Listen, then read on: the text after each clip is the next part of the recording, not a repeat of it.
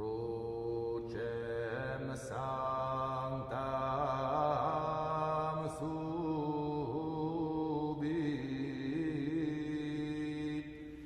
qui infernum confregit, ac cinctus est potentia,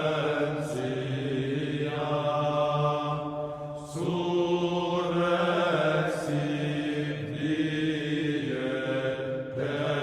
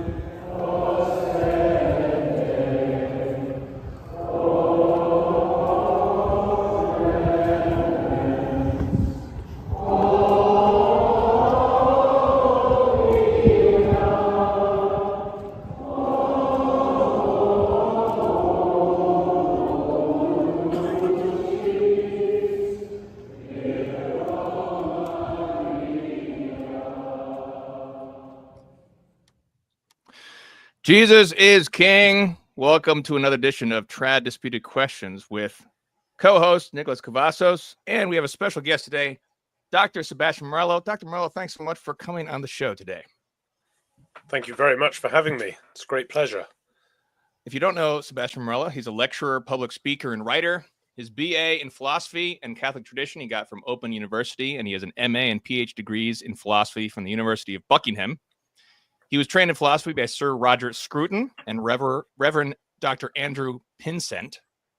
He is a member of several faculties, a frequent public speaker, and has books published by Routledge, Os Justi Press, Angelico Press on philosophy, religion, politics, history, and education.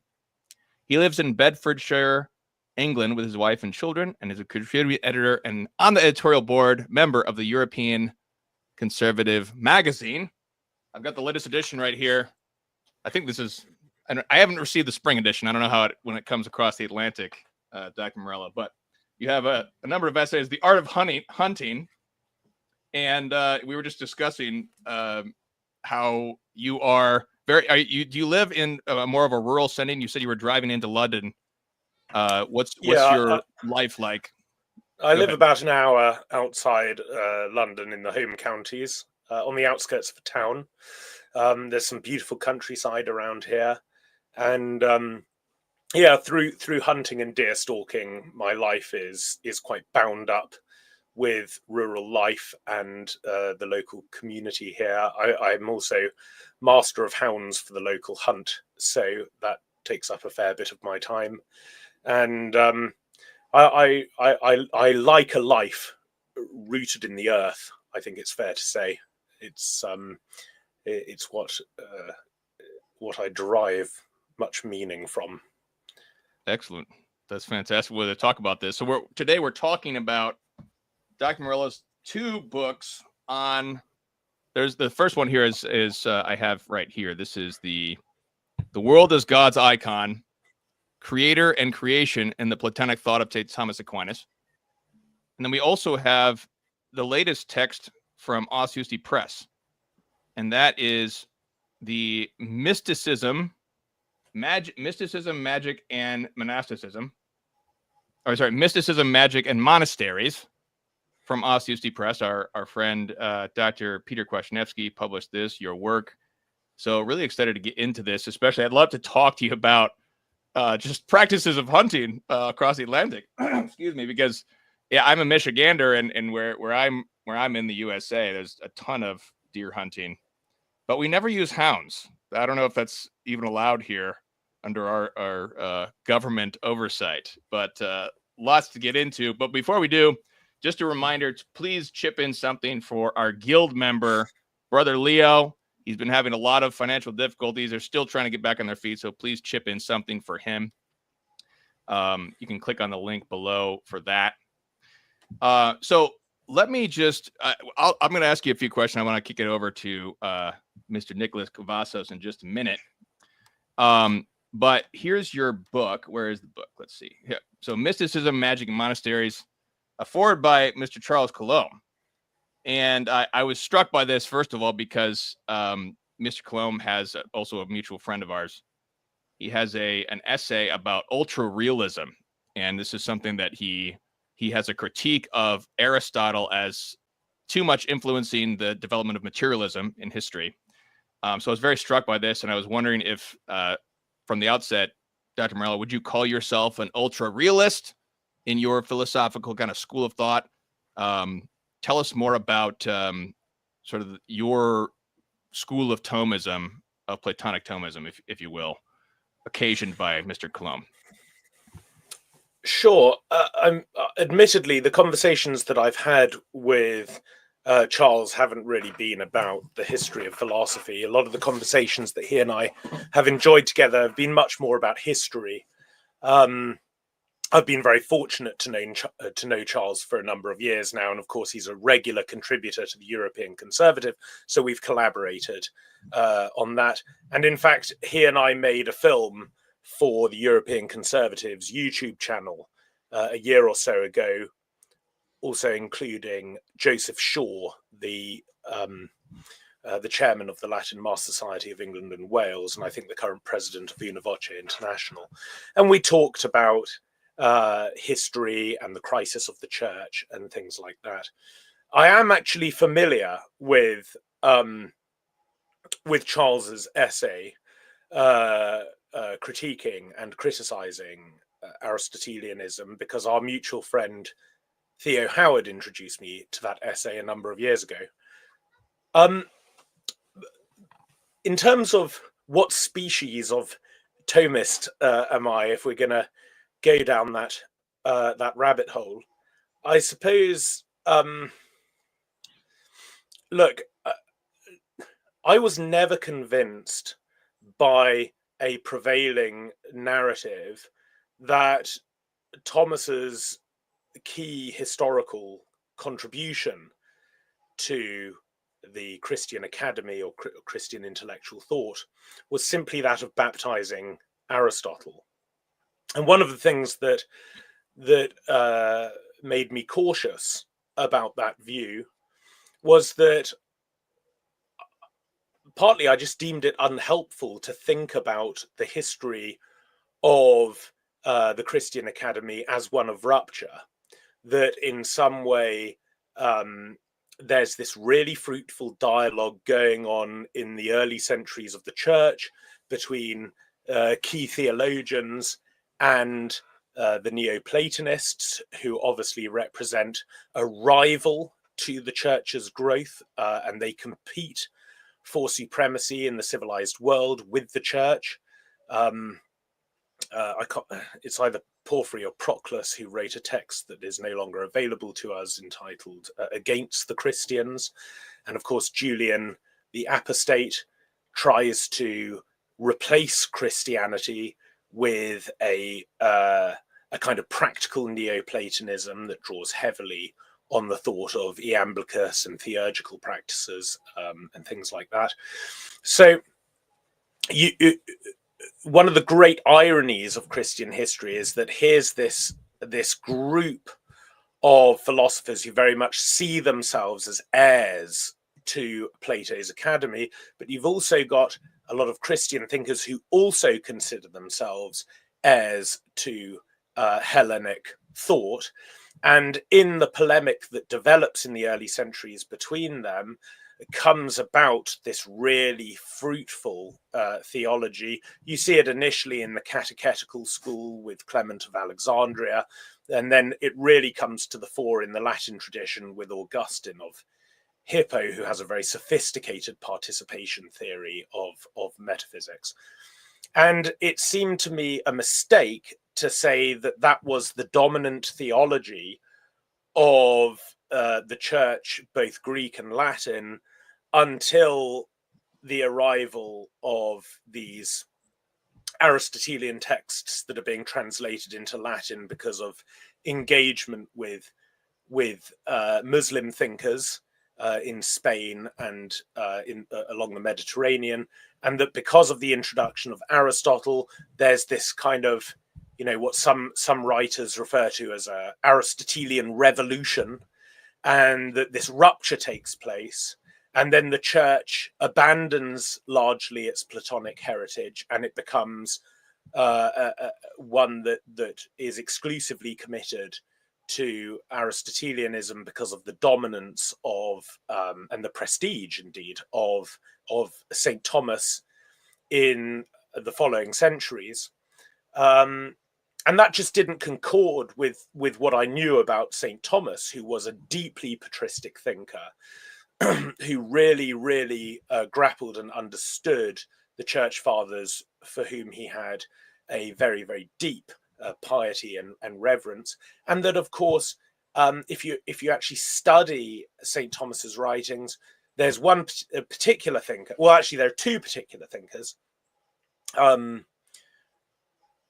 who you continually encounter over and over again, and they are St. Augustine and Dionysius the Areopagite, both of whom are Neoplatonic thinkers. And the idea that Aquinas would be constantly quoting these men and working within their theological schemas, and simultaneously rejecting the entire ontological framework within which those thinkers are working, just didn't make any historical sense to me. And then and so those were my initial intuitions or instincts about what was going on here. And then, of course, there's nothing new under the sun, as Solomon says. So I started to look into this question when I was researching under Roger Scruton. And I'm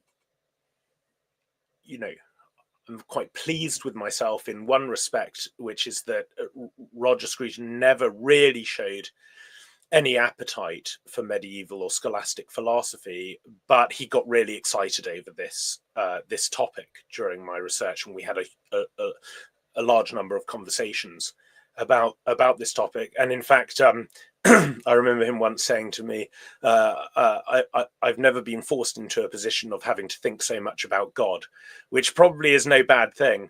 And very, very kindly, he endorsed the book, The World as God's Icon, when it was finally published. And as I looked into this topic, I found that there was this host of really brilliant Thomistic thinkers like Cornelio Fabro, like Louis Bertrand Gerger, and then later on, really interesting thinkers in North America like Norris Clark and John F. Whipple, and more recently Gregory T. Doolan.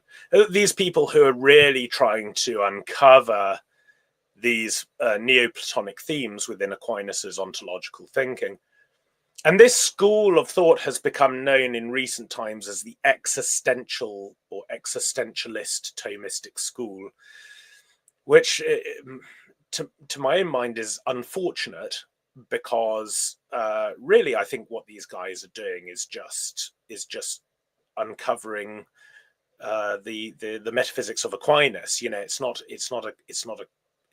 It doesn't seem to. It seems strange to make it into a division of philosophy in its own right, but that's what tends to happen in the history of philosophy. So you can't really complain too much about it. But that's that's a kind of whistle-stop tour of how this book started to come together. Excellent, thank you so much. That's fantastic, and it's great that you were tutored under the great Roger Scruton. I have one more question. That's and then I'll kick it over to Nicholas. First, a comment from one of our guild members, Alex in Canada. She says, "I picked up the book and I read it. I liked it a lot." She took a 1-year philosophy in college and really liked your book. But then I have two questions from guild members here.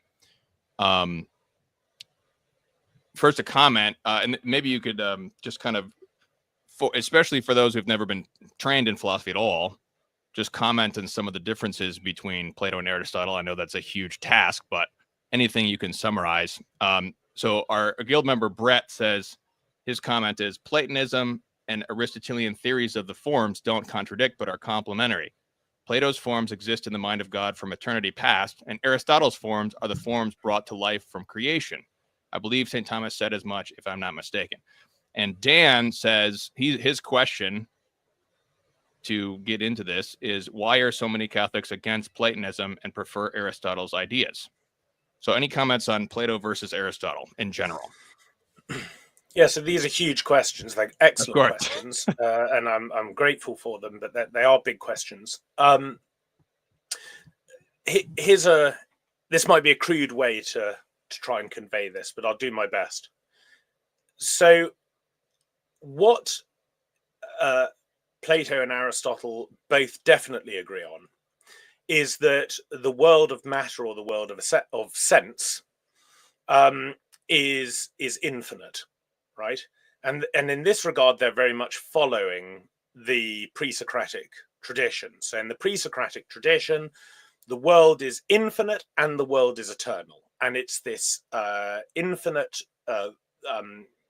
kind of chaos of matter, and that matter is completely unintelligible until it is the recipient of particular forms. And when forms are received into material principles, those forms have the effect on matter of limiting matter to a particular thing, to this or to that.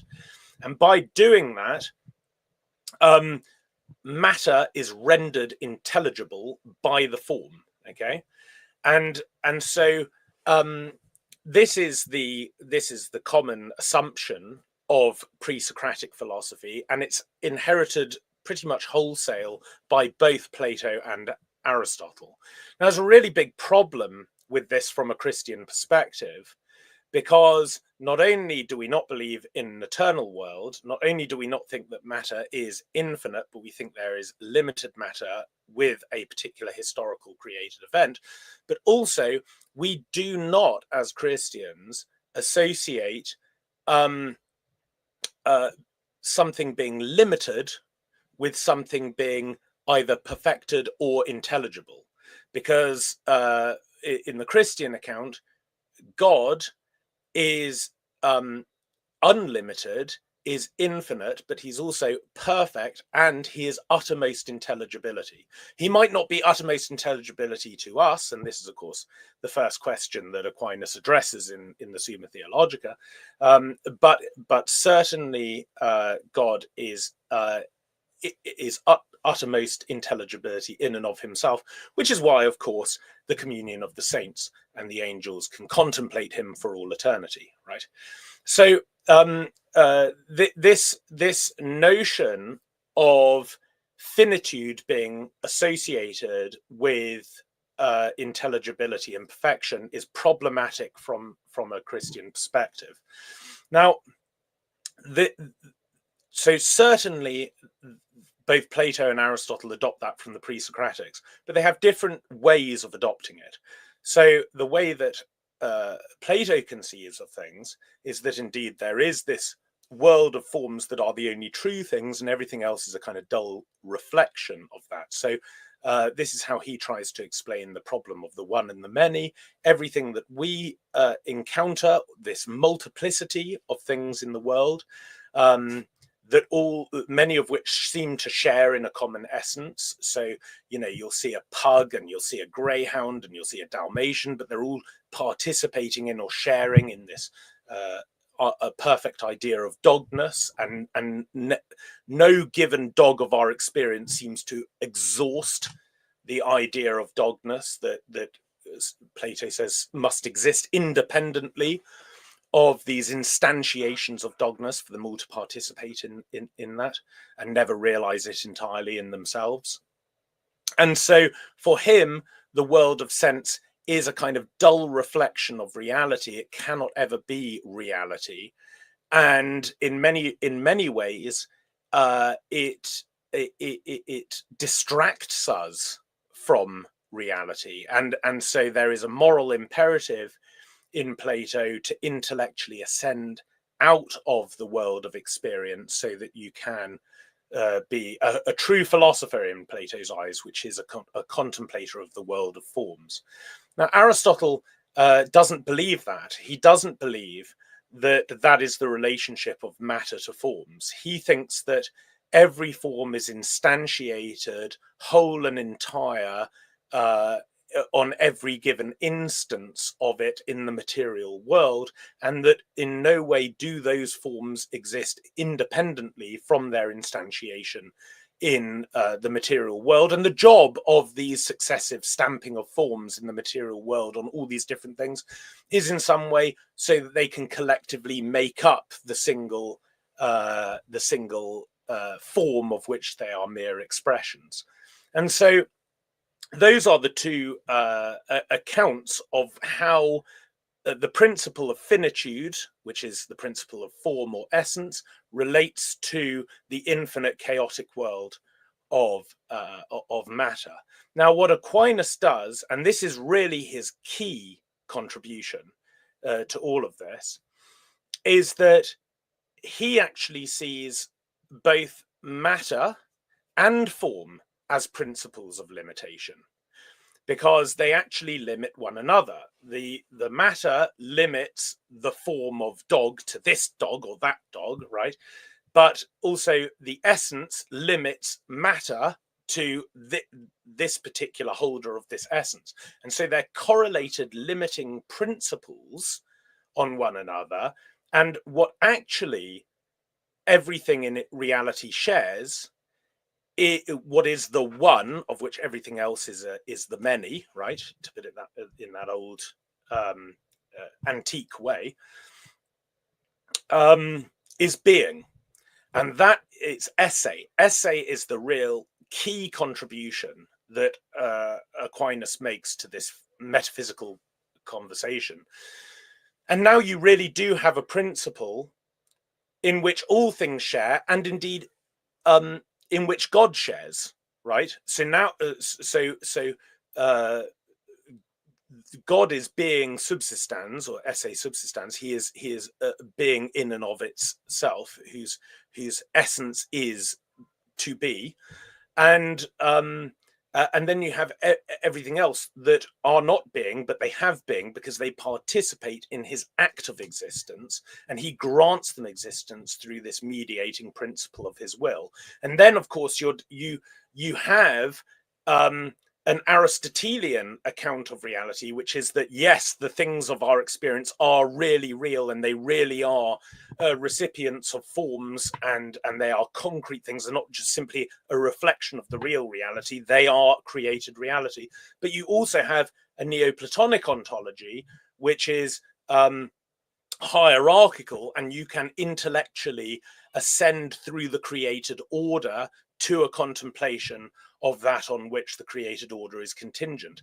And so through this principle of esse, Aquinas actually marries together these two great Hellenic philosophical contributions and forms this extremely rich ontology, which then becomes very, very fruitful for his theology.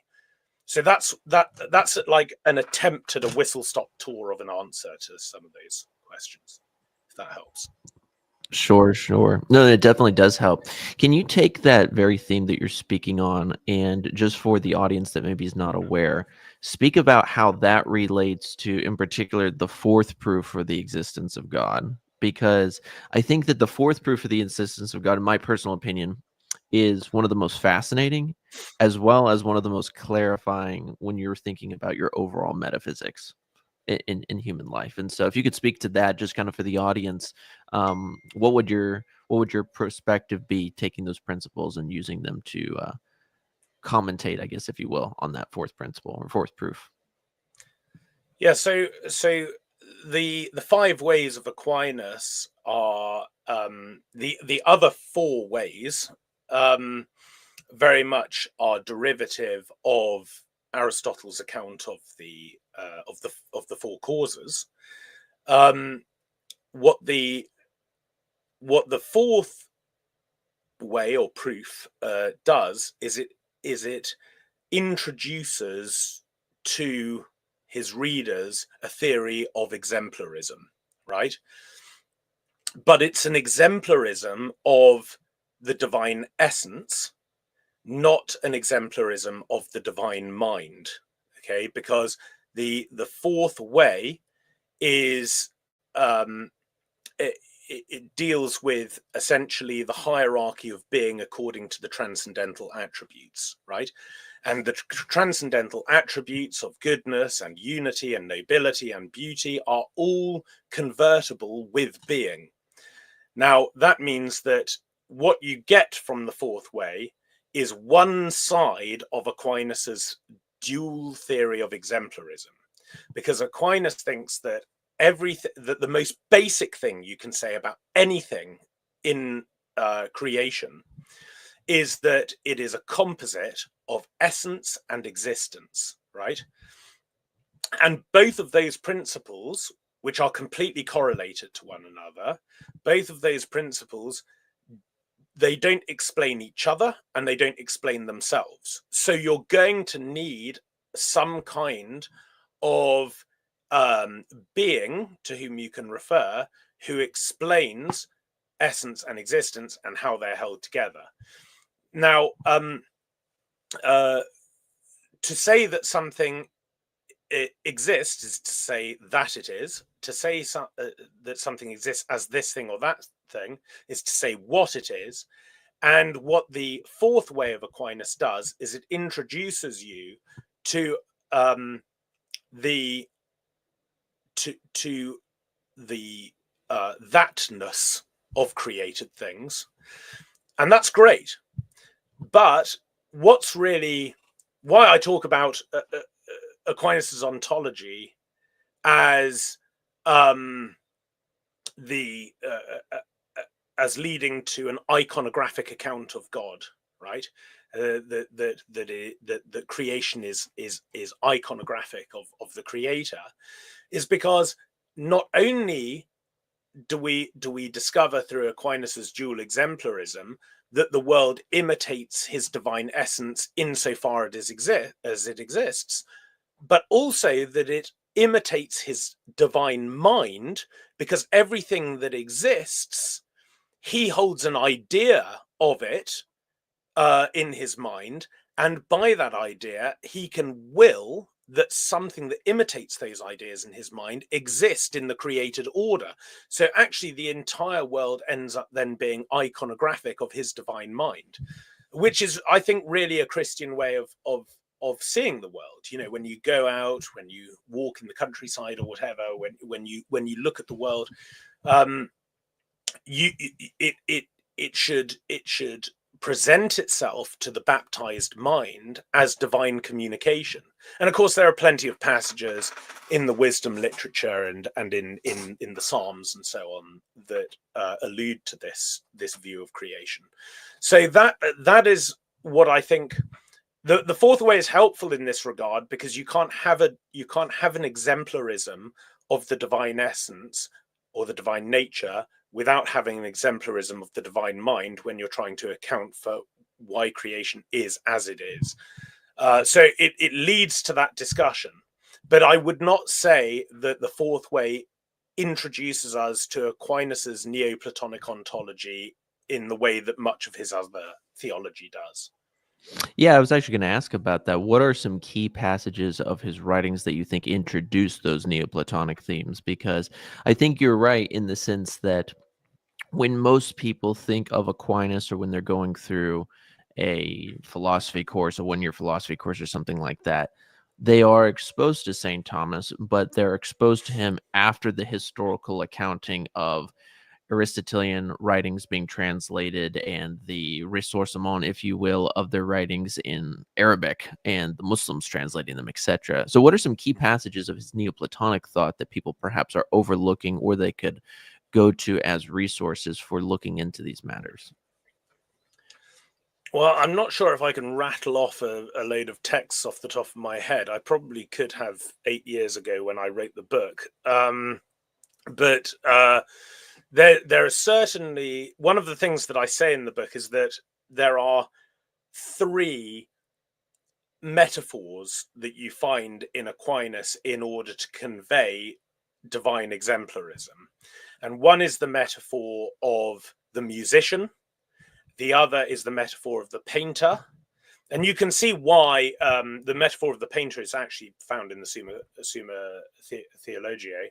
And you can understand why he's looking for different metaphors, because, of course, if a painter paints a painting, that painting, once created, is not actually radically contingent on the existence of the painter for its own existence. You know, there are beautiful Rubens paintings in London, but there is no Rubens, right? And so it leads to a kind of deistic conception of the relationship between creator and creation. Now that it's quite helpful in order to illustrate an exemplarism of the divine mind, to talk about creation as something like a painting. To talk about creation in relation to the divine essence, its act of existence, Aquinas uses the image of the musician. So if the musician stops playing, the music stops, right? The music is completely contingent on the existence of the musician at every given moment of its existence. And in the Summa Contra Gentiles, in fact, I might be able to, I've got the book here, hold on. I might be able to find the passage, because there's an absolutely beautiful passage from the Summa Contra Gentiles. Yeah, I was just looking through the text here, and I could put that on the screen if you have. There you go. Page, what is that? 77, is it? Yeah, there you go. 76 is talking about the musician. Yeah, so that extended quotation on page 77, okay, which is from the third book of the Summa Contra Gentiles, right, is the passage where Aquinas talks about the about divine exemplarism, using the metaphor as God as speaker, right? That he through his creation, he is speaking about his own divine goodness. And in fact, I mean, it's probably not worth just reading out the whole passage, but one of the things that he says, which when I read it, I thought it was so touching. You know, there aren't many passages in Aquinas that kind of touch one at a sentimental level, but reading this passage, it's so beautiful. He says, since every created substance must fall short of the perfection of divine goodness, in order that the likeness of divine goodness might be more perfectly communicated to things, it was necessary for there to be a diversity of things, so that what could not be perfectly represented by one thing might be, in more perfect fashion, represented by a variety of things in different ways. So what Aquinas is saying there is that God wanted to convey his own goodness, or something of his own goodness, presumably to that part of the created order that could rationally apprehend what was being communicated, namely us. He wanted to convey something of his own goodness, and he realized that just to kind of give us a glimpse of his majesty and his nobility, he had to create this massive universe with planets and stars and and mountain ranges and forests, and this incredible cosmos in which we found ourselves. And this, I think this is beautiful because if you meditate on a passage like this, it gives you a theocentric conception of the world, and it brings the universe alive, I think, in a way that has been so undermined in the post-Cartesian world. It's passages like this that really start to retrieve that Hellenic, patristic, and medieval view of the world. You can really see that a conception of the cosmos that he's conveying there, the effects that it has on everything else in human civilization. You know, it's like that cosmology that he is conveying, that theocentric cosmology, you can find that in stone and glass in the Gothic cathedrals of Europe, for example. That is what he's conveying. So yeah, that there's a passage. Excellent. That's fantastic. I love that. That's what originally drew me to your text, Dr. Morello, was and you mentioned this in The World is God's Icon, just the love of the natural world, and something as a Michigander we really love here in Michigan as well. Let me go to a question from our mutual friend, Dr. Peter Kwasniewski, and going to your text, the latest text on mysticism, and he wanted you to comment on your use of Valentin Tomberg.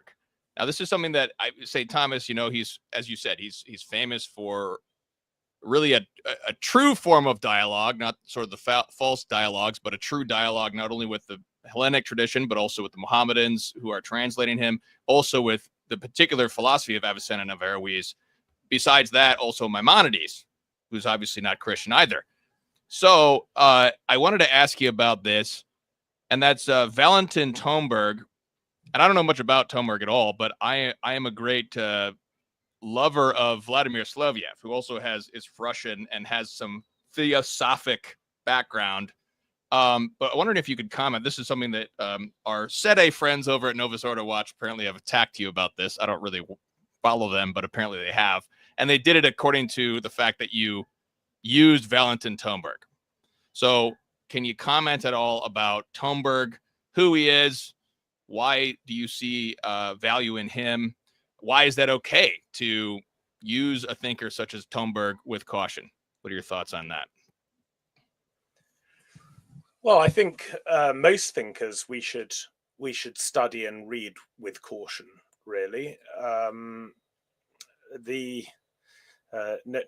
no teaching is perfect except Christ's teaching. So that's the first thing to say about that. Yes, he comes out of a theosophical and anthroposophical background, although of course he leaves all of that behind and ends up becoming a very deeply devout traditionalist Catholic, but he's still constantly throughout his life reflecting on those initiatory paths that he embraced very deeply and trying to understand the contribution that they can make. And I think they can make a contribution. You know, the perennialists and the anthroposophists became some of the most aggressive critics of modernity that were around in the 20th century. I mean, anyone who's read René Guénon's The Reign of Quantity will know that the intellectual power that they have to criticize modernity is very impressive, and I certainly see that in Tomberg. I definitely read him with caution. Throughout his meditations on the tarot, he repeatedly, just to give one example, it might not be the best example, but he repeatedly affirms the importance of Teilhard de Chardin, for example, who is a thinker whom I despise the thought of Teilhard de Chardin. I have really deep problems with Teilhard de Chardin, and I think he was an extremely destructive thinker. And Tomberg is positively giddy about his work at various passages. So there are all sorts of ways in which I dissent from what Tomberg was doing. But Tomberg is somebody who is taking very, and this is one of the strange things about him, actually, regarding his affirmation of Teilhard, because one of Teilhard's key projects was to confuse nature and supernature, and to corrupt and blur the nature-supernature distinction. And famously, Teilhard deeply resented the contribution of Augustine of Hippo to Latin theology because of his work on the nature supernature distinction. And actually, Tomberg, throughout his meditations, is giving a very sophisticated account of the nature supernature distinction and relation, particularly in some of the arcana, as they're called, more than others. So if anyone's interested, I think it's the letter or the arcanum on I have it here on my desk, on the force, letter 11, where he really draws out an extremely compelling account of the nature supernature distinction, which is a great corrective to what key figures in the Nouvelle theology were doing during his very lifetime. So of course, I would encourage anyone to study these thinkers with caution. But I also draw from loads of people, not even just within the Catholic tradition. I quote Barfield in that book. I'm currently writing a paper on Rudolf Steiner's account of the diabolical. That Rudolf Steiner talks about how the diabolical, or the spirit of division, is both Luciferian and Ahrimanic, and that if we don't realize this, then we have a truncated conception of how diabolical agency operates in the world and operates in our own lives. And I mean, my own view is that wherever the truth is, let that be placed under the kingship of Christ. That's my view. I think it's Saint Justin Martyr who says, anything that was ever said by anyone at any time, if it is true, it belongs to the church. And that's very much my view. So I don't think we should get into a position where we're only prepared to sort of quote saints or something, for fear of, and I'm not a very internet person, so sometimes people say, oh, you've caused a bit of a stir on Twitter or whatever, in virtual reality. Yes. Yeah, in the virtual world, apparently there are some sedes who are upset with me or whatever, and that's fine. I mean, it doesn't keep me awake at night. I can manage with that. Good to hear. Yeah, and I mean that's what we do see in St. Thomas. As I said, he is dialoguing in a true sense, seeking out the truth, being a lover of truth, being willing to listen to anyone with caution. But I think there's also you can grow in sympathy if you understand a thinker's historical context and what they're actually dealing with. I wanted to get to a historical question that you make. You make a comment in World is God's Icon, page 97. You say that, quote, there was a warped reception of Aquinas during the Thomistic revival from the end of the 19th century, with Aquinas judged as a pure, albeit Christian, Aristotelian, alongside an almost total neglect of his Neoplatonic metaphysics, end quote. So this is as you mentioned before, this is when there was a proliferation of all sorts of different Thomisms. There used to be kind of just OP Thomism, basically Dominican Thomism since Thomas, right? And then now there's all these other Thomisms. Everybody's doing Thomism. But there seems to be a dominance of the Aristo-Thomism. That's kind of interesting. And I had heard that you had criticized the manuals as sort of Russian doll Thomism, where there's just a commentaries on the commentaries on the commentaries on the commentary of St. Thomas. So I was wondering if you could elaborate a little bit more on this period. Our friend Kennedy Hall has, a shout out to Canada. I forgot. Alex is in the chat in Canada, our sister in Christ. She says, I read the book Worlds of God Icon, enjoyed it. Thank you. Warm hello from Canada. So my other Canadian friend, Kennedy Hall, says that there's, during this period, 1870 to 1965, there is kind of an attitude of no salvation outside Thomism, but perhaps it's even a no salvation outside Aristotelism, an Aristotelian framework that's not allowing for anything. So could you just comment a little bit more on this historical period, which is critical for us to understanding the current period we're in, which is kind of the post-Thomistic revival in a bad way? Thoughts on that? Could you elaborate on the warped rejection, as you mentioned? Yeah, sure. I think I wouldn't entirely agree with you that there was just Dominican Thomism following the life of St. Thomas, because many orders were taking up his theology and creatively developing it and commenting on it. And not just orders, but various Christian communities. So famously, the Carmelites worked heavily with Thomistic philosophy and theology. And there's a huge amount of Salamancan Carmelite Thomistic theology that's never been translated out of the Latin, which is unfortunate because of their particular charism. It's they took up Thomistic philosophy and theology in a way that was really pertinent to the question of mystical transformation, which, as you know, is a particular interest of mine. So that was all going on. It was being taken up by various thinkers of various schools, and of course, it was also a major influence on theology in the East.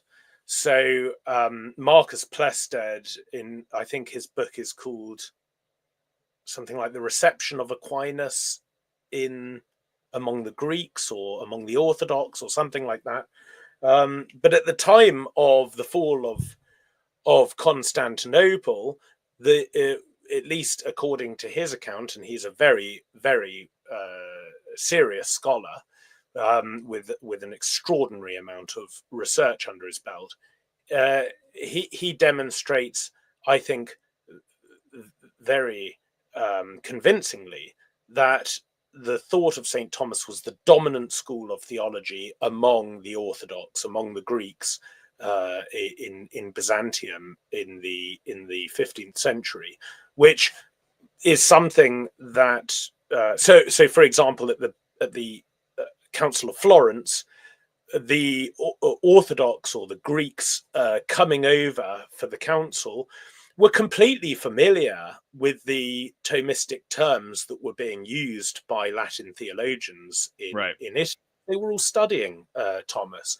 And this is something that, whilst I am quite ecumenical in my general moral disposition, and I take very seriously the thought of our Orthodox friends, and I have studied various thinkers and studied the Palamite account of grace and taken that very seriously. And I'm not making a partisan point here, but it is somewhat frustrating that the huge role that Aquinas played in Orthodox theology for at least a couple of centuries is something that is totally ignored and sometimes just denied against the historical evidence by our Orthodox friends. And I think that's unfortunate, because probably a much more fruitful conversation could happen between the Latins and the Greeks today, where they're a bit of concession of territory on that point. But yes. Anyway, to just to put that to one side, I think after Leo XIII's great call, that a Thomistic revival take place, particularly in the formation of the clergy, it wasn't in the next generation.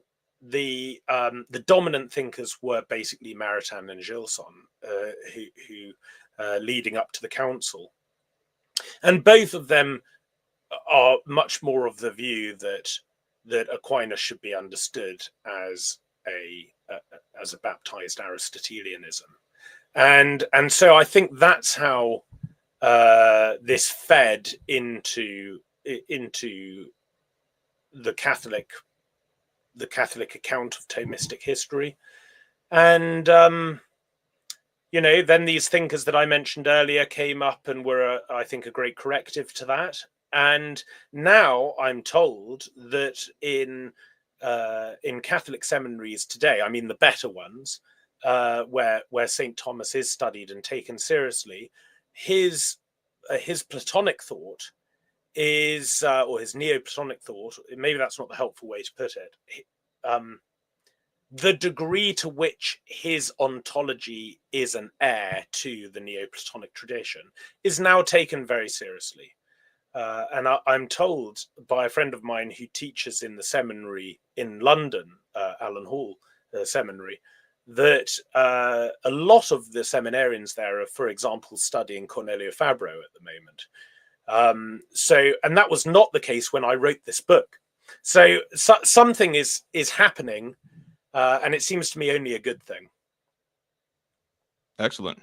Well, turning to your latest text on mysticism and monasteries, there's a lot of compelling chapters you have. There's mysticism as the foundation of philosophy, which is great. It makes me think of, I think Plato was the one who said it begins with wonder. Sure. You say also Christendom is Benedictine, which is sure to offend Dominicans or whatever, but I love what you said. But I wanted to get at this, which is where you talk about the fall of monasticism and the rise of what you call clerical managerialism. Did you coin that phrase, first of all, clerical managerialism? Because I know you mentioned that with your correspondence with Kwasniewski. I have no idea. I mean, obviously, talking about the distinct way that power holding takes place in late modernity as managerial is very common today. Okay. People speak about that a lot. My interest for this piece, at least for that particular chapter, was to see how managerial power holding, which was obviously transposed, as the word implies, from the corporate world into the political arena through this kind of emphasis on technical knowledge and the conforming of the polity and customs and mores to some kind of abstract schema by an elite people who have a common language and understand each other, how that mentality got transposed into the church and gave rise to what I think most people would accept has become a sort of dominance of managerial / bureaucratic forms of power holding within the church, which is very stifling. It's stifling of the mission of the church. It's stifling of Christian spirituality, and it's a real problem. It's a real problem which I felt was being insufficiently addressed. And in that chapter, I also try and trace what could be the chain of historical causes that led up within the church to that kind of power holding. So, yeah, let me just read a few passages here that I've highlighted. On page 104, you say this, quote, "The church was now set on a course from which she never swerved." So you're talking about the transition with Trent. And there's all these centralizing things that go on at Trent and after, addressing the Protestant revolt. The Council of Trent in the 16th century, addressing the crisis of the Protestant Reformation, doubled down on the notion that the Christian religion is in essence a catechetical enterprise. The rise of the friars had set the church on the path of clericalizing religious life. And now with the emergence of Protestantism and the opening up of the New World, it was believed that an even newer kind of religious life was needed. In turn, beginning with St. Ignatius of Loyola and his rather novel and, in the long run, disastrous conception of religious obedience. Side note, I think you're talking about the the Jesuit blind obedience, the fourth vow in missions. The notion of the clerical order appeared, soon being replicated in other orders such as the Redemptorists and the Passionists. And you make this note later on. That great authority on monasticism, St. John Cassian, author of the Institutes and the Conferences, who so influenced St. Benedict, had been profoundly worried by the prospect of any clericalization of religious life. Indeed, Cassian wrote that when a bishop visited a monastery, the unordained members should literally hide themselves out of sight to avoid being ordained by the bishop during this visit. So this is very interesting, and this is something you talk about in your broadcast on Vendée Radio. We talk about how the religious life is very much a lay thing, and this is. But I think even in Vatican Council II, their definition of the laity does not include anything in the religious life in Lumen Gentium. It's just all the lay people who are out there. So can you elaborate? Vatican II ecclesiology actually is worse than that, because what ends up happening is that, and you find this in a number of post-conciliar documents as well, that the church is understood to be tripartite, right? That the church is laity, priests, and religious. And that's just completely not true. That's completely wrong. The church is not tripartite, it's bipartite, because the church reflects the hypostatic union. You have the division of the church that is of purely supernatural origin. The priesthood of the church is not simply a baptized form of pagan priesthood or a continuation of the Levitical priesthood. It is the new order of Melchizedek, instituted directly by Christ. It is of pure divine origin. And then you have the sacred humanity of Christ, realized in the consecration of the natural or the temporal arena in the laity. And so the church is bipartite, and it reflects the person of Jesus Christ.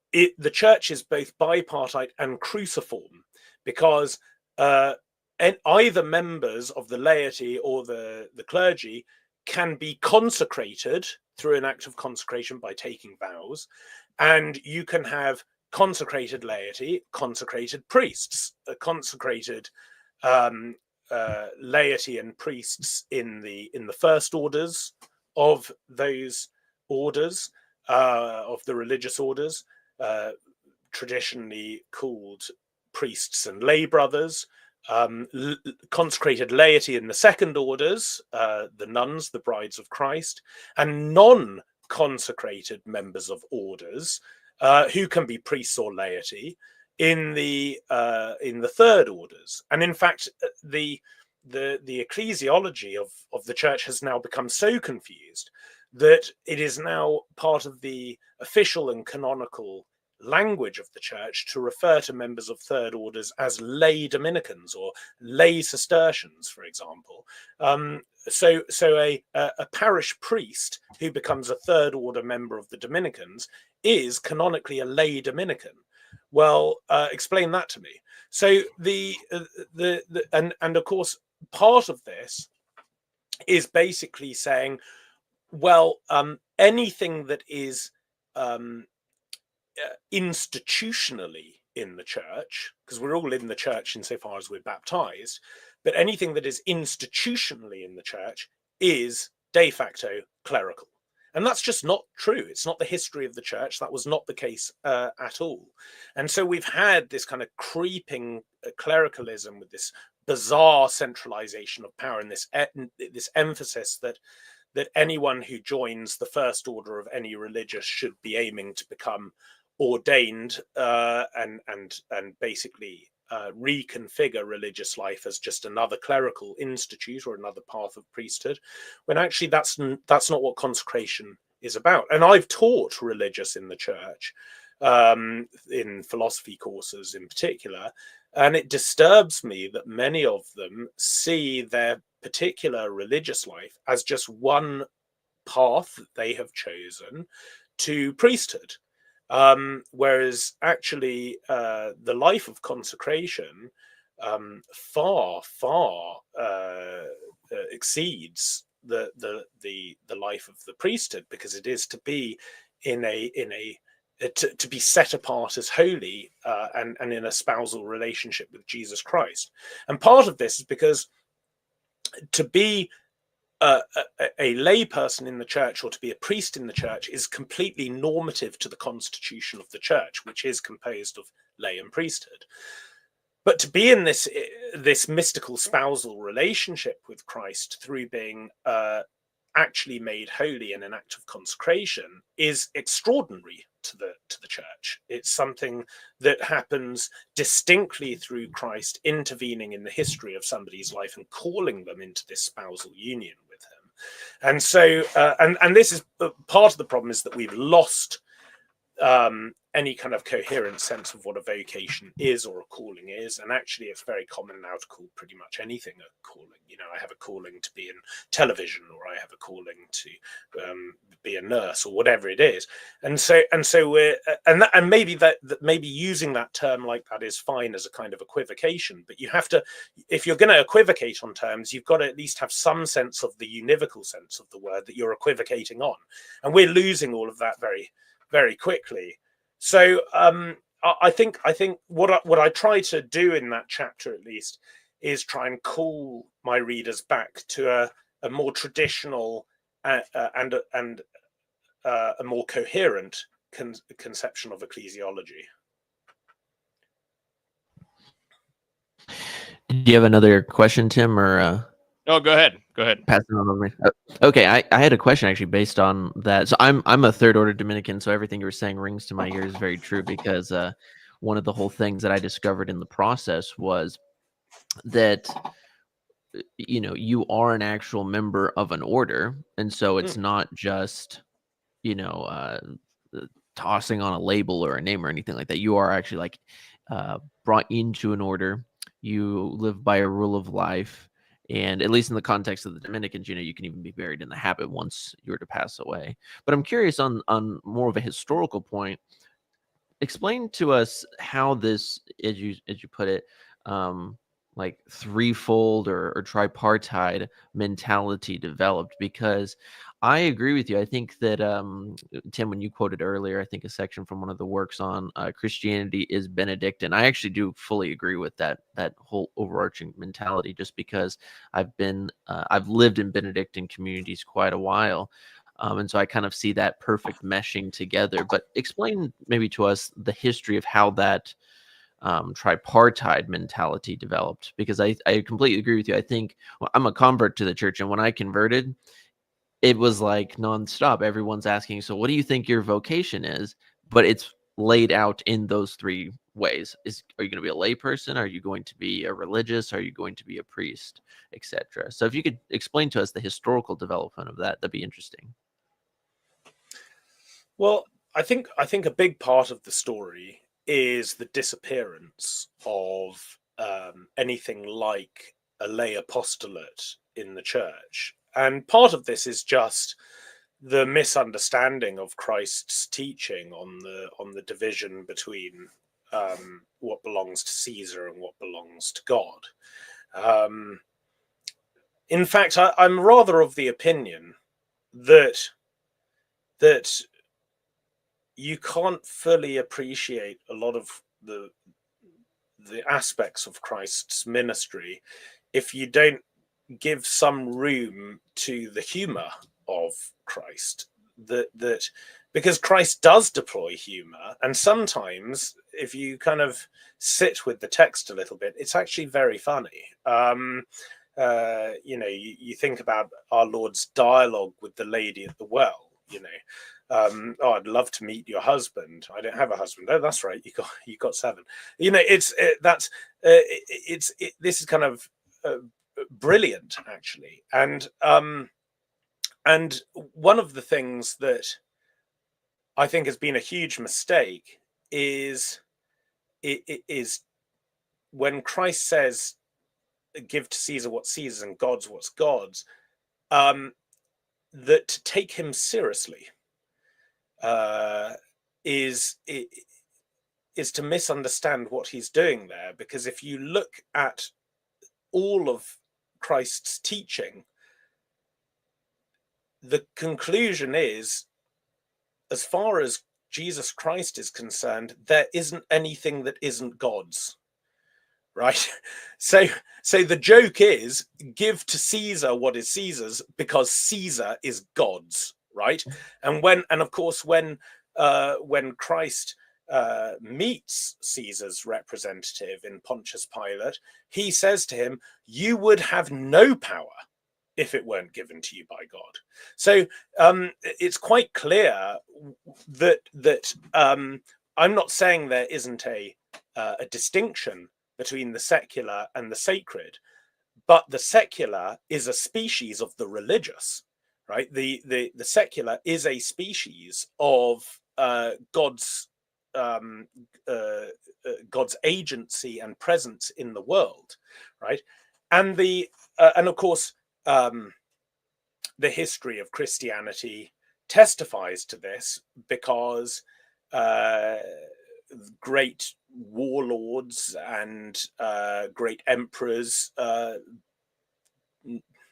prostrated before the cross of Jesus Christ and placed their entire kingdoms and empires and all their administration and all of their temporal needs and projects under the kingship of Christ and also the imperatives of Christianity. So I think what has happened incrementally over time is that we have come to misunderstand the nature of the secular, and we think it denotes the irreligious or the a-religious, and then there's the sacred, which is in the church building or something like that.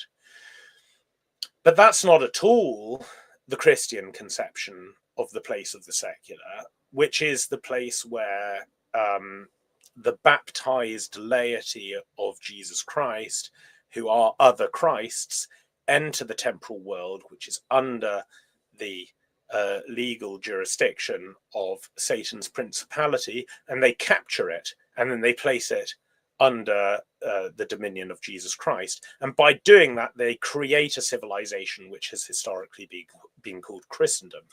And we've in the modern age, we've completely lost that Christian conception of what the secular actually is. And what that means is that, or the corollary of that, is that anything that is not secular is reconceived as clerical, right? And that now you have the laity, whose role is to kind of pay their taxes and go and work in the supermarket and feed their kids, and that's kind of the role of the laity. And the really religious stuff, the stuff that's actually connected with the mission of the church, that's for the priests to do. And and if you do find an inordinately pious layperson anywhere, maybe you can ask him to carry the cruets up or pick the hymns or something like that, to kind of temper his religious passions. And that's kind of the situation in which we found ourselves. Now, it's not obvious where that leaves the religious. So the religious because they're so obviously institutionally Christian, they get reconceived as just an extension of the clerical hierarchy. Now, with the first order, it's easy enough to do that by just making sure that every member of every first order gets ordained. It's much more difficult to do that with consecrated sisters, who, as my friend Alan Phimister pointed out, should actually be the first order and not the second order, because their vocation is higher than that of the first order, being the true brides of Christ. But in any case, it's much more difficult to see how that's going to work with them. So they end up being seen as existing to be the helpers of the clerics, right? So they're extensions of the clerical hierarchy, because they're there to sort of help the clerics in their mission. And if you look at Catholic culture, very much in the 19th and early 20th century, that was very much how nuns were understood, that they were there to kind of assist the clergy in their various roles. But they didn't have a kind of true mission of their own, because in the end, they're laity. But that's not true at all. Their role is to be the contemplative and loving brides of Christ, which is an incredibly lofty vocation. And so it's very important that we start to retrieve some of these great bridal figures in the history the church. I have a great affection for someone like Hildegard von Bingen, before whom even popes and emperors would quake, because she was just such an incredibly powerful and charismatic figure. Or someone like, I know she was a third order Dominican, but someone like Catherine of Siena, who could command the Pope to return to Rome. And I'm not conflating their brilliance with their ability to wield power. I'm just saying that this idea that they were nothing more than just PAs to the clergy is a modern and extremely decadent and corrupt conception of what the bridal consecrated state is actually all about. And so and then of course it's not really clear what third order religious is all about. What the church ends up doing is saying, well, they are they're all just laity. They're in the world. Their job is to work in the supermarkets and pay their taxes, and that's what that is, right? Which, as I say, leaves ambiguous what a lay Dominican is when he's a parish priest or whatever, right? So all of this has just become completely confused, and I think modern Catholic theology has an extremely undeveloped and deficient account of what the mystery of consecration is really all about, and that is a great work to be done at the moment, so that we can retrieve the real role of consecrated religious, both clerical and lay, in the mission of the church. So that's what I would say about that. Excellent. Thank you so much. I love getting into the clerical presuppositions that we all have, breathing in this era of modernity and growing up this way. I had a comment, and we're all out of time, so I just wanted to bring up this comment from one of our guild members, who says that the Archbishop Lefebvre saw the relationship of the priesthood to the state of perfection, religious life, as the priesthood sort of being called towards that, but not that. This is a quote from Archbishop Lefebvre: "What is the obligation of the cleric as regards holiness, as regards the path of perfection? Is he more or less committed to the path of holiness than those who found a Christian family, or who are in some form of religious life without becoming priests? I think that this obligation to holiness is greater by the simple fact that they are entering the clergy, that they are desired to become priests." So as I understand him, Lefebvre is saying that the priests are called to holiness with a greater call than the laity are called. But it doesn't appear that he's denying what you're saying, Dr. Morello. But thank you so much for your time, Dr. Morello. Any closing comments about anything we've said? I know you need to go to London, so anything you'd like to close with? Well, no, I mean, I hope my answers to your excellent questions have been substantial enough, and I've enjoyed the conversation. I invite your listeners and your viewers to buy my books, because the more books I sell, the more my children get to eat. So, you know, and thank you so much for having me. It's been a great honor. Yeah, joy is all mine. And yes, please click the link below, everybody. Buy the books. Buy 2. Give 1 to a priest as a gift. So let's close with Ave Maria. As you said, this is really the most exalted state of any person in the church is Our Lady, as you were kind of alluding to with discussing the brides of Christ. So, Cavazos, please give me the second half of this Ave. In nomine Patris et Filii Spiritus Sancti. Amen.